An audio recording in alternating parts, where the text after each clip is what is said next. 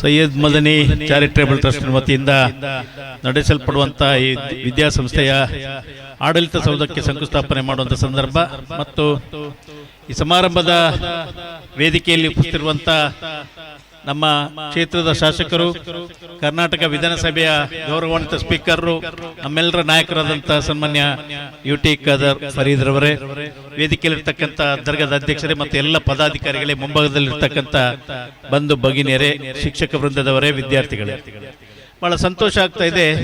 ಸುಮಾರು 25-30 ವರ್ಷಗಳ ಹಿಂದೆ ಪ್ರಾರಂಭವಾದಂಥ, 40 ವರ್ಷಗಳ ಹಿಂದೆ ಪ್ರಾರಂಭವಾದಂಥ ವಿದ್ಯಾಸಂಸ್ಥೆಗಳು. ಹಾಜಿ ಇಬ್ರಾಹಿಂ ರವರು ಅಧ್ಯಕ್ಷರಿದ್ದಾಗ ನಾವು ಆಗಾಗ ನಮ್ಮ ಸಂಪರ್ಕ ಇತ್ತು.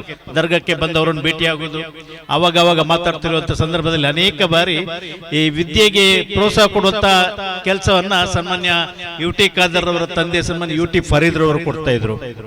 ನನಗೂ ಕೂಡ ಒಂದು 25 ವರ್ಷಗಳ ಹಿಂದೆ, 25-30 ವರ್ಷಗಳ ಹಿಂದೆ ಅವರು ನನ್ನನ್ನು ಕೂಡ ಪ್ರೇರಣೆ ಮಾಡಿ, ನನಗೂ ಕೂಡ ಪ್ರೇರಣೆ ಕೊಟ್ಟು, ಇವತ್ತು ಉಚ್ಚಿಲ ಪರಿಸರದಲ್ಲಿ ಬಹಳ ಬಡವರಿದ್ದಾರೆ, ಅವರಿಗೆ ಕೂಡ ಒಳ್ಳೆಯ ವಿದ್ಯಾಭ್ಯಾಸ ಸಿಗುವಂತ ವ್ಯವಸ್ಥೆ ಆಗಬೇಕು, ಅದಕ್ಕೆ ನೀವೆಲ್ಲ ಮುತುವರ್ಜಿಸಿ ಕೆಲಸ ಮಾಡಬೇಕು ಅಂತ ನನಗೂ ಒಂದು ಶಾಲೆಯನ್ನು ಸ್ಥಾಪನೆ ಮಾಡಲಿಕ್ಕೆ ಪ್ರೇರಣೆ ಕೊಟ್ಟವರು ಸನ್ಮಾನ್ಯ ಯುಟಿ ಖಾದರ್ ಅವರ ತಂದೆ ಯುಟಿ ಫರೀದ್ ಅವರು ಕೊಟ್ಟಂತ ಪ್ರೇರಣೆಯಿಂದ ಇವತ್ತು ನಮ್ಮ ಶಾಲೆ ಕೂಡ 25 ವರ್ಷ ಆ ಸಂಸ್ಥೆಯನ್ನು ನಡೆಸಿಕೊಂಡು ಉತ್ತಮ ರೀತಿಯಲ್ಲಿ ಬಂದಿದೆ.